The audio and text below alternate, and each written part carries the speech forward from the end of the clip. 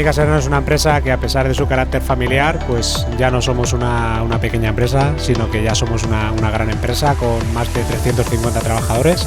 Nos dedicamos a la elaboración de productos cárnicos y bueno, nosotros siempre decimos que en nuestro ADN pues está el tema del running, ¿no?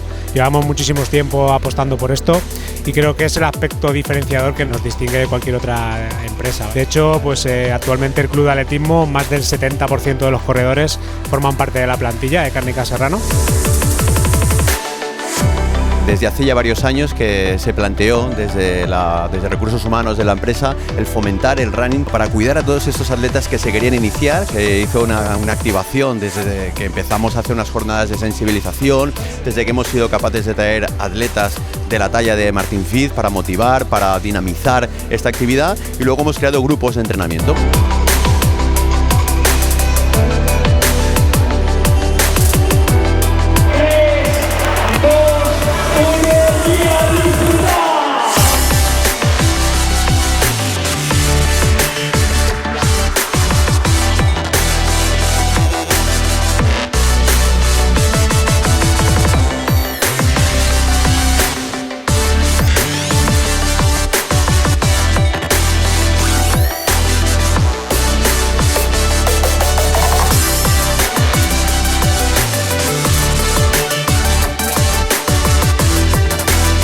La verdad que súper bien.